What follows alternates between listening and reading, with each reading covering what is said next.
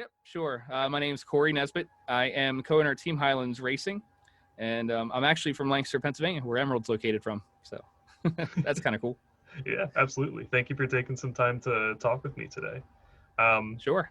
Sim racing is really interesting to me because it's one of the few like smaller esports scenes, but has like a really large endemic support from things like NASCAR and Formula One, for example.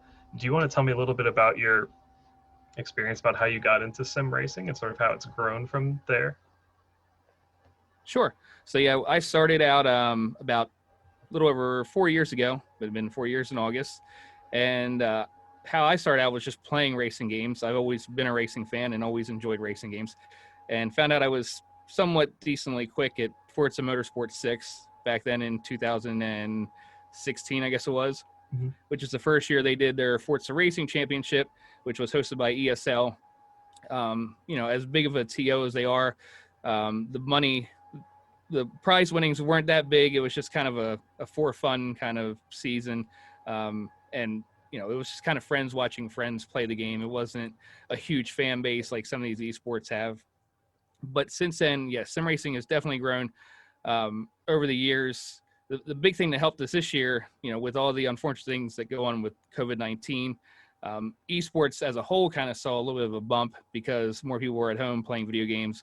But for sim racing, I think we were probably one of the sim racing kind of hubs that really took off from it, because the real life drivers, since they couldn't be on the track, like NASCAR and F1, started taking to the virtual track. And actually, the NASCAR drivers it was on TV. It was like on Fox, like broadcast television, with them racing. So that really helped it take off here in the U.S., because sim racing is not quite as big here in the U.S. as it is maybe over in Europe, maybe even in some parts of, like Australia and some Eastern Asian parts. But it's getting there in the U.S. for sure, and that really helped us out here. And now we're seeing more people involved in it. Thrustmaster and Logitech were selling out of wheels. There was a time where you couldn't find any wheels for a few months. Actually, I don't even know if you still can. I haven't looked for one in a while. But yeah, so it definitely has taken off quite a bit.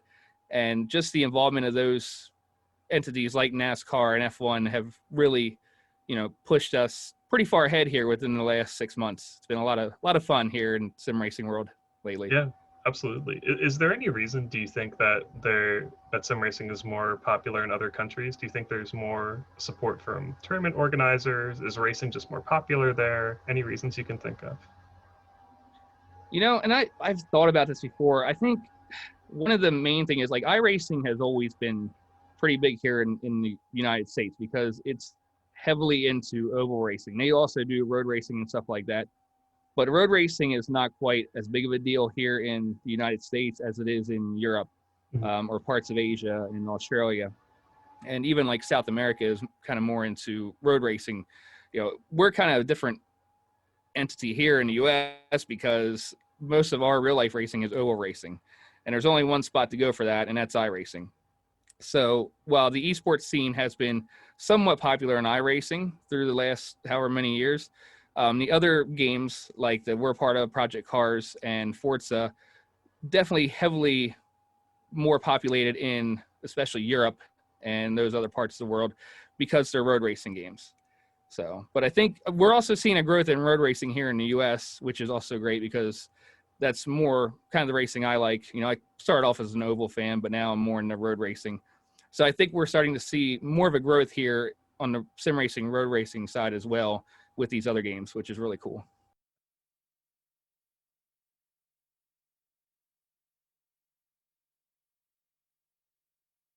Do you want to tell me a little bit about the difference between like Forza and Project Cars, for example? I think it's really interesting that, this is sort of like sim racing is one of the few esports scenes that take from, like a real life sport, but there's different Mhm. dedicated games to it. So I'm wondering if there's, what differences there are between them. Is one more like competitively preferred? Is one more popular? Sure. So when you talk about popularity, there's many different things you can break these games down into. Yeah. Popularity, a game like Forza Motorsport or Gran Turismo is going to be hugely popular because they're on consoles. They're 100% on consoles. and you can play with a controller fairly easily. So anybody, it's a pick up and play game, and literally anybody can pick up a controller and play these games. Some of the games like Project Cars is kind of a middle ground when you start getting more into like really hardcore dedicated sim racing, where you could use a controller, but to be actually decent at the game, you probably should have a steering wheel and pedals. And then you got your other games like beyond that, Race Room, iRacing, R Factor is another big time racing game. And if you're not on a wheel and pedals, you're not going to be competitive at all. It can be done on a controller, but definitely you won't be competitive in any kind of esports scene on a controller in some of these games. So that's kind of where some of the differences are in the games. Again, popularity is always going to go to the one that's easiest to pick up and go. As far as a preference, I don't really think there is one. It all comes down to the individual. Some people just like hanging out on their couch or their bed with a controller and playing, a racing game, where other guys like to get like a whole cockpit set up and feel like they're really in a car, Yeah. So it's really down to personal preference. There really isn't one game that somebody, like a whole group of, like our group of esports, prefers over another. We go where the competition is. So, right now, a lot of competitions on Assetto Corsa Competizione, which is a fairly new game. It's been out about a year, but it's very heavily sim related. And Project Cars has kind of shifted their game in a different direction now. They kind of go more towards the controller setup. So basically in esports, we'll go where the competition is, Gotcha. And we'll try to find the guys that can compete at the highest level in those games. So it's a very open-ended answer, but it's also kind of a very open-ended question as well. It's hard to explain all the little, things that go into sim racing as a whole. I know. I mean, I'm sure there's. If we had 3 hours to talk, probably could get more involved in it. But that's kind of like the short, simple answer there. Absolutely. I mean, yeah, I'm sure there's nuances between each game in regard to how they play, but end of the day, it's still something adaptable that players can still get their hands on and transfer their skills from one place to another. I'm really curious about like the hardware setup in regard to pedals, wheels, etc. I come from the fighting game background, and so there's a big debate of whether you use controllers or whether you use an arcade stick, right? But the thing there is, a lot of players can be just as competitive with a controller as they can be with a stick. Sticks are generally preferred, but there isn't too big of a differential there. But it sounds like for some of these games, like unless you have like a sensory setup available to you that can provide more feedback than a controller, then it's not going to be as competitive. Can you tell me sort of like the benefits of having like a wheel and pedal setup? Sure. So with your standard controller, we all know the rumble feature in the controllers nowadays. That's going to be basically the end all for your what we call force feedback. The force feedback is the signal the game sends to the controller or the wheel when you run over a curb or when you hit, another car, or the car starts to slide. So with a controller, you're kind of limited to, just the slight rumble of the controller. With some of the wheel setups, they have a thing called direct drive now, which is, I haven't used one, so I really don't know much about it, but apparently it feels very true to what a real car would feel like. Now that's a bunch of sim racers saying this, and also some other, real life racers use direct drive wheels as well. That's going to be your higher end setup. So that's going to cost you, a couple grand for a whole setup of a direct drive setup and everything. And then down to like what I have, I pretty much have what you would call an entry level wheel and pedals, which it's Thrustmaster TMX Pro. And it's like, cost me $200 4 years ago. I think you can probably find them for a little cheaper now, but it's got the force feedback and everything as well. It might not be quite as good, but it gets the job done. And I do think that, you can be just as quick on a controller as you can with the steering wheel and pedals on certain games. Not all games, but for certain games. But I just think the immersiveness of having that wheel and pedals helps you able to understand what's happening in the car better and helps you be able to get quicker. Certainly somebody can do it on a controller, but, I think you can learn quicker from having an actual force feedback wheel set up like that. So and that's another thing you could really get involved in talking about is all the hardware and everything. Yeah. But I think when it comes down to actual wheel setups, a $3,000 rig is not going to be any quicker than your $200 rig. You know, it just comes more down to like the immersiveness of the game at that point, how much you want to really feel like you're in a car. I was going to say, it sounds like it revolves a lot around player feedback, so they can identify minute situations that they might not be able to identify from just the rumble feature on a controller. Mm-hmm. For sure. Yeah. And a lot of these game developers have actually included real life racers in their development to try to figure some of this stuff out as well, which is really cool. Yeah. Definitely another part of the integration between real life racing and sim racing that's gives us a big benefit as players of these games, for sure. Oh yeah, it's really cool how involved real life athletes are in the production of sim racing to make it as realistic of an experience as possible. I think that's really interesting. For sure. I want to circle back around a little bit to Team Highlands Racing. Sure. Can you tell me a little bit about your position there and sort of how you got involved with the team specifically?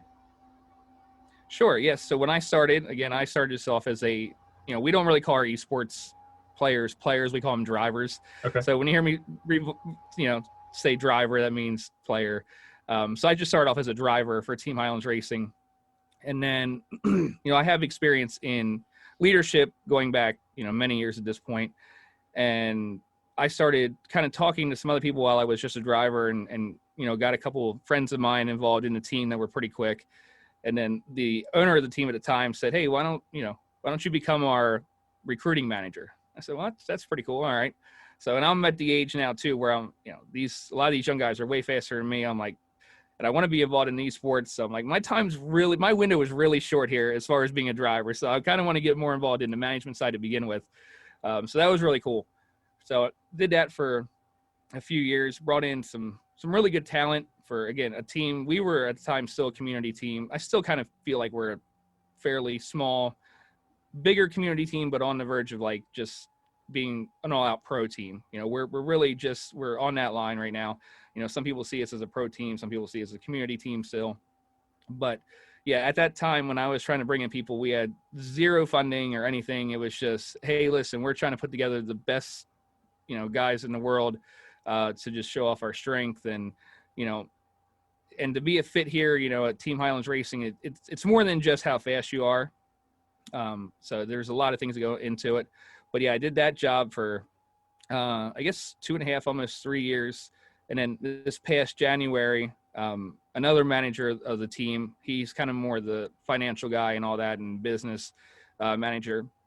Him and I came together and, we just felt like maybe we could take this team in a little bit different direction, maybe take it a little bit further if him and I would just, see if we could buy out the team from the owner at the time. And which is what we end up doing.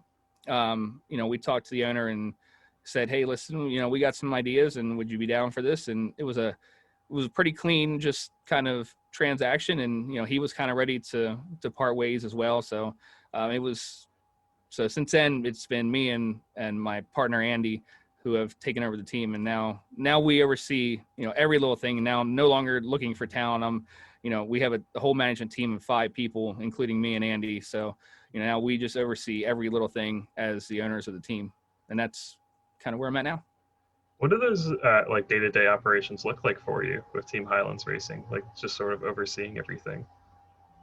Sure. So, I start off my day every morning, of course, checking emails and, checking in on the team Discord, making sure everybody's, playing nice with each other and all that, which our team usually is, and basically what, I just like to see that the guys are working for the next competition and, trying to find, different outlets as far as how we can grow this team even further.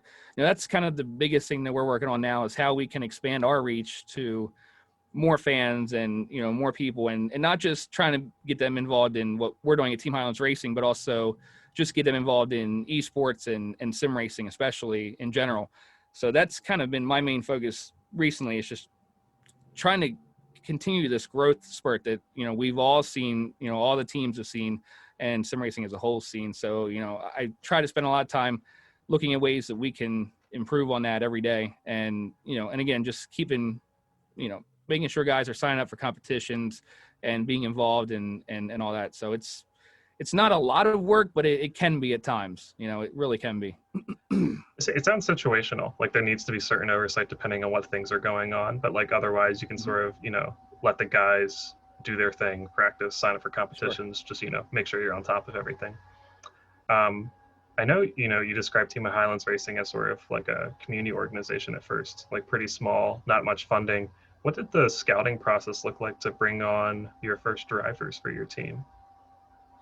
Yeah, so the scouting process was it's funny because, obviously we didn't have money at all to, Mhm. kind of get people in here. So we basically pride ourselves on, hey, listen, we're really like a family here. Like we support each other. We want to promote you as much as we can on our social feeds or, all the other outlets. We're here to help you get faster, to train, because if you're just doing it by yourself, it's hard to, you don't get any faster racing by yourself. Basically, you had to be racing with people, teammates, or like in actual races. So being on a team can be very beneficial for some people. And what I did when I started recruiting was I didn't go for the guys that everybody already knew that were fast. I went to the grassroots leagues like on Facebook and stuff like that. I'm like, and looking for just the guys that were super quick in those, like, that we could bring in here that just wanted to be part of esports and wanted to grow with us. And that's kind of how I was able to land some of the better talent that we have on the team now, is just from going to those grassroots leagues. I mean, it's almost like, real life sports where you're looking for recruits, Mhm. or you're looking at the college guys in football or whatever it may be, or, baseball and in youth baseball. But yeah, because we didn't have any draw for the big names in esports and sim racing esports at the time. So we really just had to be like, listen, you're not really doing much else, so maybe you want to be part of esports, but Mhm. you're really fast and you love racing, so hey, why don't you come join our team? Now it's a little bit different for us. We're still not a heavily funded team, but we do have some backing, which definitely helps bring in, some of the best guys in the world. Our Forza team right now, we unfortunately didn't get to show off our talent because the championship was canceled due to the COVID issue, but that team is fantastic, and I was really looking forward to it until they got canceled. I know a lot of, your players are coming from regions from all around the world. Um, Mhm. what's it like? Are there any unique challenges that come with managing an international team? Oh, for sure. It's Yeah. the biggest thing is communication, obviously, because when Europe's one thing because they're only 5 hours, 4 to 5 hours, depending on the time of the year, 4 to 5 hours ahead of us. So that's a little bit easier to, contact, do meetings and stuff like that and contact them and if we need to. But when it comes to the guys in like the oceanic region, even I'm like, okay, it's like tomorrow at 3 o'clock in the morning right now. I'm Yeah. like trying to know what time it is for them. So it becomes a little bit harder the further east you go, with those guys, and just trying to kind of keep up with them and just talk to them as much as you can. That is the biggest issue. And another issue is just, it really comes down to like social media. We have pretty strict rules about conduct on social media. And when you get, just in this country alone, everybody has their own opinions. But then when you reach out even further in the world, it's just really, you have to be careful of what people are saying on social media because of our code of conduct. And, you know, people in Europe don't really see the US the same way we see the US, or, anywhere around the world. It's can be very touch and go with some of the things that they might want to bring up and talk about on social media. I Mhm. think that, especially in 2020, has been one of the harder things to deal with, because you want people to be able to speak their mind freely, and we're all for free speech here at Team Highlands Racing. But at the same time, we're also in a business of growing and trying to continue finding new sponsorships and stuff like that. So I think that has been one of the toughest things in 2020. Is just like, hey guys, you gotta reel it in just a little bit what you're talking about on social media, Right. because just the way the world is right now is just, kind of crazy out there right now. Yeah. I mean, sort of speaking about professional conduct and going a little bit back to scouting, Mhm. other than placings, when you're like meeting with a player for the first time or scouting them, what other qualities are you looking for, whether that be soft skills or other skills in game for the player? Sure. So, obviously, the in-game skill is huge, but we've passed up guys that are really fast and really quick and think that would be a great fit for us as far as pace wise on the track because of questionable kind of actions within the community in the past. It's just, we want guys that have I don't want to say like leadership skills, but just drive I'm kind of stuck here on this one because, it's a tough one because as much as you want the fast guys, you also want guys that are professional, very professional. And that's one thing we have always prided ourselves on was being a very professional team from the inside out. On the inside in the Discord channel, you're not going to see as much professionalism as you are when, these guys are out in public, just like any group of friends or whatever it may be. But yeah, professional people for sure is what we are looking for. And, people that are friendly and able to get along with the other drivers, because just like in real life racing, there's always driver conflict within a team where one guy is faster than the other guy feels kind of slighted by, okay, my team's pushing this guy a little bit more than me, like what's going on. So we need guys that are willing to, work together as a team and not just, want to be an individual and not talk to anybody else on the team.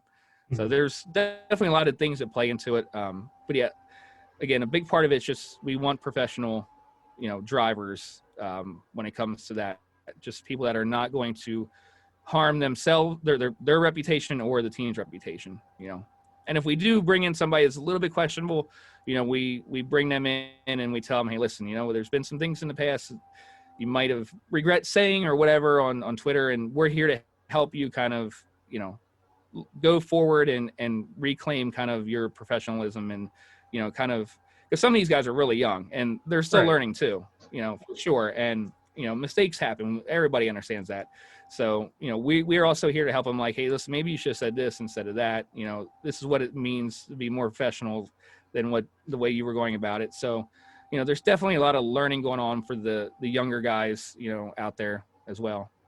Yeah, no, and I think you provide a great opportunity to sort of mentor these drivers that are coming on who might be younger, might not have as much professional experience, but you still give them an opportunity to say like, hey, these are some past mistakes. Here's how you can conduct yourself in the future to make yourself more marketable, more professional for the team. Exactly. Yep.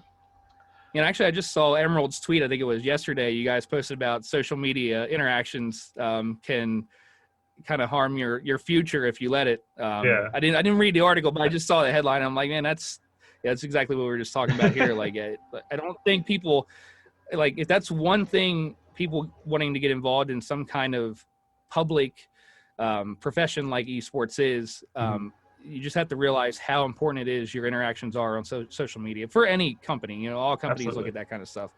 And that's one huge thing that I think the younger generation has a tough time understanding. Like, I just can't just put anything out there. I think it's because it's so ingrained in younger folks for the most part. Because I mean, they're growing up where they're getting social media accounts at like a much younger age than I would have, for example, or that my parents would have allowed me, for example. They're growing up online, and so it's really different from when they move from that space, maybe as like a high school student or a teenager, into a more professional space. Like, oh, but this is how I learned to interact on the internet. This is how I've always been doing, and I've always been posting everything. So. It's a weird disconnect and a weird learning experience. Yeah, it is. And we're all learning together, Yeah, absolutely. Me at 38, there's things that I got to learn about too that are taking place out there. So I think we're all learning together with this new digital age. I don't even want to say new. It's not new, but social media is fairly new within the last 10 years. Really has taken off.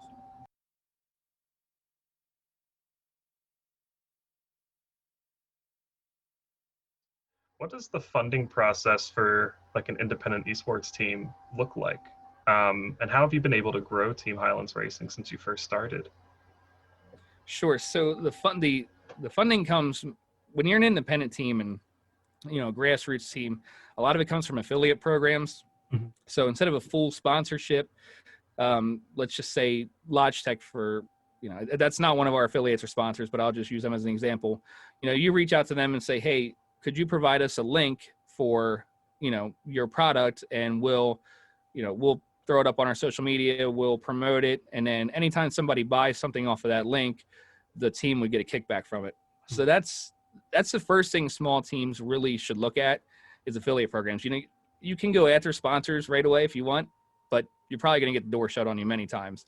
You know, you really want to start with affiliate programs because there's really zero risk for a company to do that for you. You know, basically you're helping them sell their product and they're just giving you a small kickback. It's not going to be sponsorship kickback, but it's going to be something that you can grow. You know, if you get enough of them, then, you know, you can really start making a little bit of money just from affiliate programs. And then from that, you just look for, you know, dedicated sponsorships. And, you know, we had a sponsorship with a clothing line, which does esports clothing line, the Poria Customs. And basically that wasn't really a financial agreement. So there's more than just financials when it comes to sponsorships. Mm-hmm. You know, that was more of a, okay, if you can sell this many, you know, shirts or whatever, we'll give you a kickback, we'll give you some shirts or whatever for your team. So there's different kind of avenues you can go as far as trying to find funding for your team, which again, might not be funding. It might be, hey, the clothing company will give you some jerseys if you promote them. You know what I mean? So that's just the things you got to look for. Don't always look for the money. It's, you know, look for things that's going to help your team and what other companies can offer you as a team when you're really small. Absolutely. You know, and apart from that, you know, it's private funding as well. You know, Andy, again, the co-owner of Team Highlands Racing, has done a great job with even some private funding of his own. You know, I've put in money towards this team and stuff like that. So we've done enough to get to where we are today, but we're always looking for more opportunities to grow. And, you know, every team wants that big sponsorship. Unfortunately, in sim racing, there's, you know, I can probably count on one hand how many sim racing esports teams actually have a really good, solid partnership with a big brand, because it's still growing. So a lot of people are just doing the affiliate programs and smaller scale sponsorships, which is good. You know, we're getting there, but definitely in the future, we're always looking to expand our finances by bigger sponsorships. I think, you know, you brought up a really good point in that it doesn't always have to be monetary, because, you know, managing a group of people, there's so many resources you have to fill. And so if you get compensation with a resource that you need to fill, that's not necessarily monetary. That's still a big boon for a team. Yep. Yeah, absolutely. Outside of just being, you know, a fast racer, what makes somebody good at the game? Is it player awareness? Is it, you know, managing your spatial awareness to sort of cut off other players? These are just kind of the things I'm thinking about when I think of, you know, what might make a good driver. Sure. So in sim racing, a lot of it can just be, again, you said you don't know a whole lot about real life racing, but the sim racer kind of has to deal with everything a real life racer does. The one big thing missing is the G-force when you're sitting at home playing on, you know, steering wheel and pedals. Mm-hmm. But you got to manage your equipment, you got to manage your tires. You know, like spatial awareness is a huge thing, because again, if you misjudge, you know, passing somebody, you can create an accident. So you're dealing with that. You're dealing with the stress of the situation. You know, you might have somebody just riding behind you for laps on end, and, you know, some people can get shaken up like by that happening and lose control or slip up, and then that's when, you know, the driver will get around you. So there's a lot of different skill sets for sure that go into sim racing. Managing fuel, again, managing tires, and just knowing the tracks. You know, there's so many different tracks. You got to get that down. And for a lot of these competitions, you're not allowed to use the line that the game gives you when you first start. You know, if anybody's played a racing game like Forza, you know, you start off using the line, how to get around the track. Well, when you get to the big competitions, that line goes away. So you got to learn the tracks. So yeah, it comes down to car control too. You know, when the car starts sliding, you got to know how to react so you don't spin out or, you know, wreck or whatever it may be. So there's definitely a lot of skill that goes into it. But again, I think that, you know, a person who might just look at racing from the outside in real life or sim racing thinks, hey, this guy's just turning left and right. It's like there's so much more involved in it than just that, you know, and it goes on for, you know, in real life racing, you know, 2, 3, 4 hours sometimes. You know, for us, it's anywhere from a half hour to, it could be up to 2 hours for a stint or whatever. But, you know, when you're on the edge for that long, you know, mistakes can happen, and you just have to know how to react to certain things that come up, you know, while you're racing. the way you're describing it, it sounds so mentally exhausting. So like when I think of the games that I It can play, be. I have 99-second rounds, 2 out of 3. That's my game, right? I play for 10 minutes, my match is over, move on to the next guy. Whereas for a lot of these guys, a small slip up means spinning out, it means crashing. Yep. It means then they have to concentrate for hours at a time. How has that been Yeah. like really like wearing on you when you play? Is it a stressor on your players? Yeah, oh, for sure. And well, last year we were highly involved in the Logitech G Challenge for on Project CARS 2. And, you know, 2 of our guys made it all the way to the World Finals in Vegas, which was awesome, by the way. I was there as well, not as a driver, but as a manager. And at the end of that, those guys are like, I don't want to see this game for the next 3 months. I'm just done with it, you know, because it is when you're in that kind of setting for so long and a grueling qualifier and regional qualifiers and all that leading up to it and practice and all that. When it's all said and done, you're like, all right, I just need a break, you know. And yeah, again, one slip up during any kind of qualifying round or anything can be the end of your season for that competition. That just happened to me. I'm still lightly competing. I would like to say I'm kind of semi-retired from actually driving, but I took part in the Logitech G Challenge this year, much like I did last year as a driver, and I didn't quite make it all the way. But this year we had to qualify through hot lapping, which is not my favorite thing to do. Hot lapping is just you're on the track by yourself, and you know the top guys during the qualifier get invited to race the one race for the regional qualifier, which we just had this past Saturday. And one of those situations came up, like you said, like, you know, anything can happen if you're not paying attention. And I was paying attention. So this is another thing you got to kind of deal with as a sim racer is we went into the very first turn of the race, 20-minute race, top 6 go on to the next round. And I think I started like 9th or 10th. I can't remember, but I had a good start and I'm just turning into turn 1, just minding my own business. And all of a sudden I'm just turned around because somebody hit me from behind. So not only do you have to, again, that spatial awareness, sometimes there's just nothing you can do. It happens. And, you know, it's unfortunate, just like in real life racing, that's just part of what we had to deal with moving forward. And, you know, I ended up going all the way to the back of the field because of that. And I did end up coming back and I could see 6th place, you know, at the finish line, but I think I ended up like 9th or 10th as well. I finished pretty much where I started. But yeah, so there's so many different variables that can happen during a race, from yourself to the guy that's behind you or beside you as well. Like there's got to be, you know, when you're in a group together with guys you know and respect, you race a little bit different than guys you don't know. So, and when you get to a certain level, you start knowing some of these other racers and how you can race around them. You might know the one guy might be a little bit more sporadic than the next guy, or this guy might give you a little bit more room than the other guy. So there, again, this is all going on in your head during these races. Like, it can be very exhausting, and especially over a course of a season, for sure. So there's so many different variables that can take you out of it, just, you know, like that. It's kind of a crazy esport. Yeah, no, I mean, sometimes there's no second chances in sim racing. Yeah, I mean, you know, you're doing things that are similar to a lot of other games, you know, picking up player habits, having to be mechanically sound when you're playing. But, you know, the main thing that impresses me and like shocks me is how long you do it for, I guess, because, you know, a really long game in League of Legends is 45 minutes. I play 99-second rounds in fighting games. You know, those are all manageable, right? Wow. No, I never would have thought of it that way. So I appreciate that perspective. That's really cool. Yeah, sure. For someone who's looking to get into sim racing, you know, complete beginner who wants to learn more about the scene, get involved, start playing, what recommendations would you have for them? I would recommend probably, like, it depends on if they have a console or if they have a PC.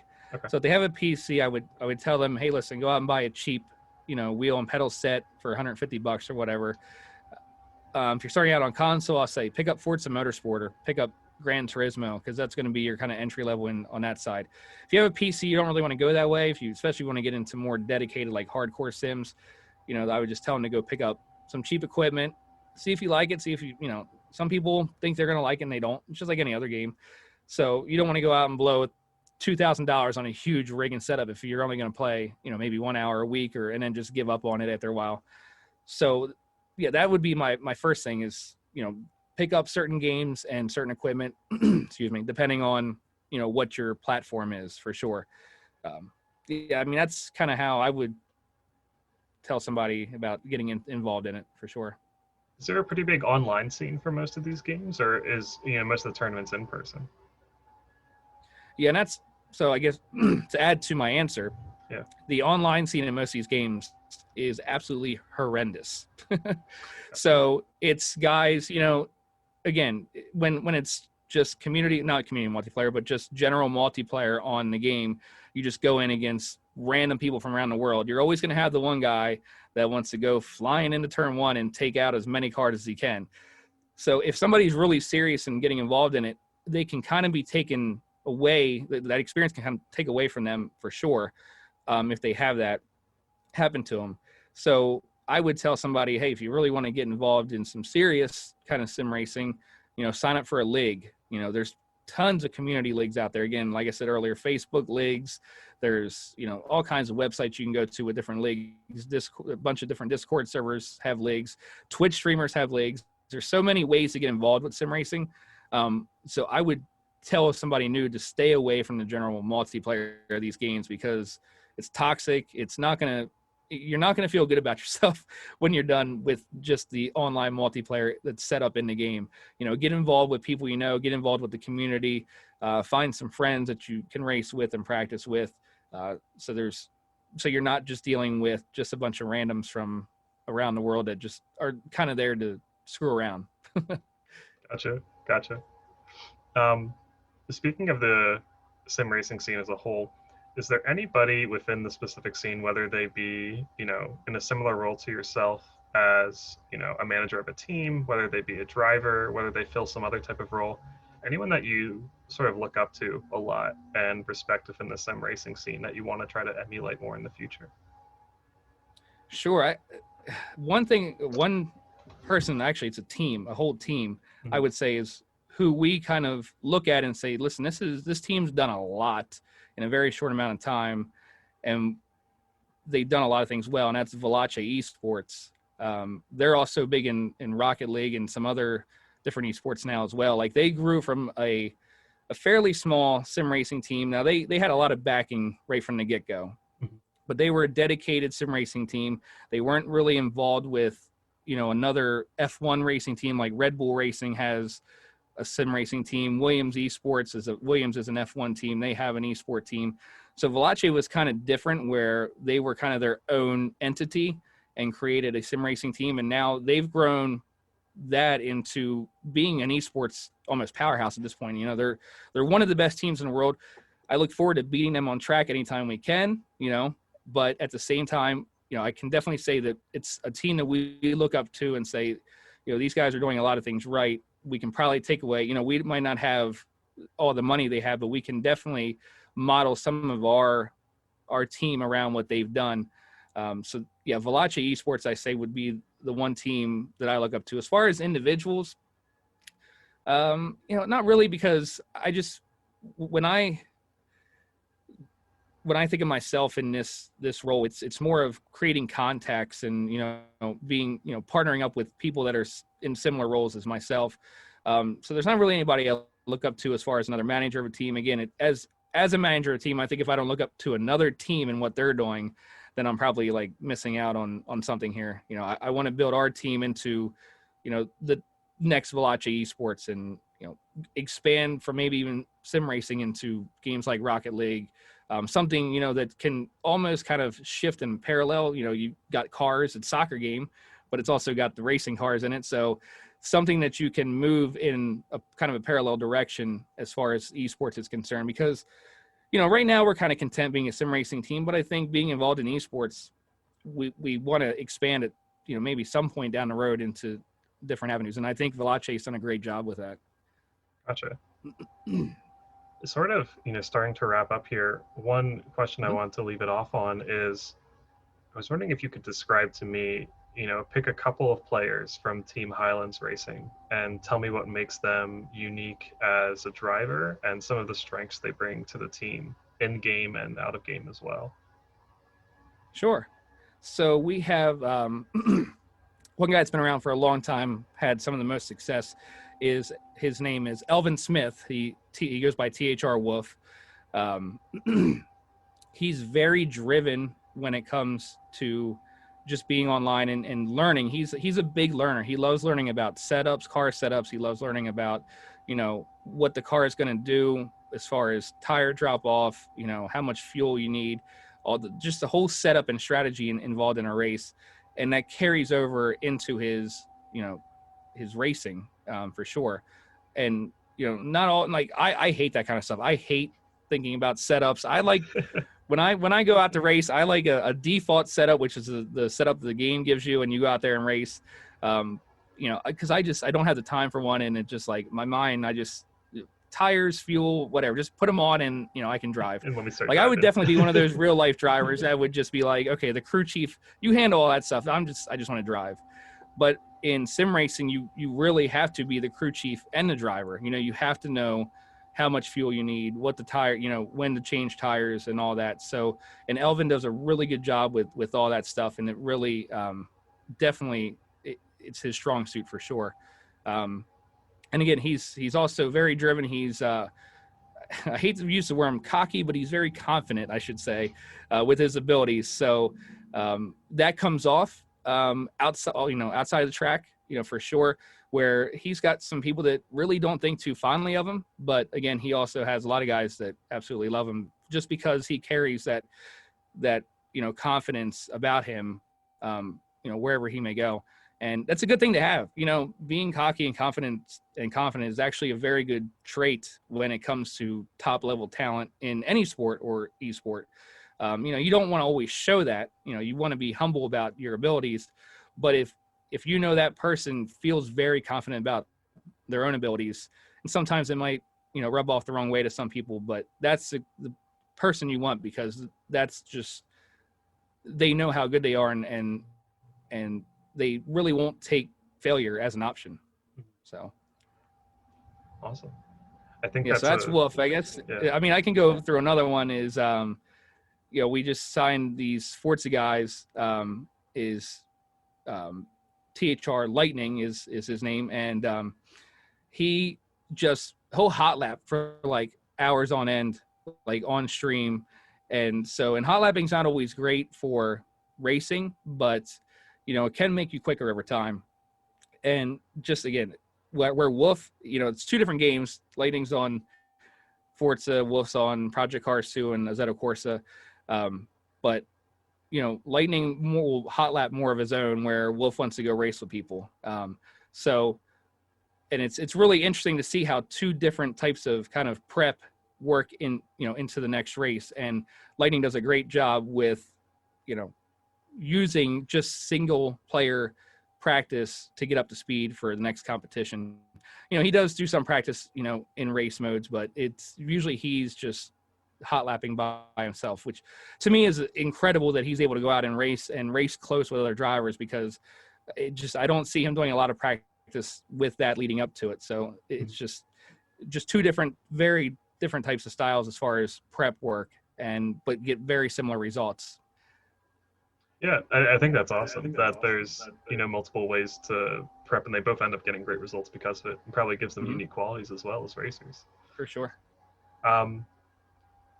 I think that's a good place to leave it off on. I think first off, I really appreciate your perspective on racing. It got me a lot more interested, honestly, especially like the mental aspect of it, of having to be so cognizant the entire time. Before I let you go, are there any like social media handles or you want to plug, or any information you want to share? Sure. I mean, I'm on Twitter, and it's at THR_WildWin7. That's my gamer tag. I've always went by WildWin7. Don't ask me how I came up with it. I was very young at the time. I don't even remember. But yeah, that's my Twitter handle. I'm also on Instagram, WildWin7. That's pretty much it. I used to stream quite a bit. I don't do that much anymore. But yeah, that's kind of my social Twitter and Insta is kind of the two things I go to. Awesome. Well, thank you for your time today. I appreciate you speaking with me, and I hope you have a good rest of your week. All right. Thank you, James. All right. Have a good one, Cory. You too. Bye. All right. Bye-bye.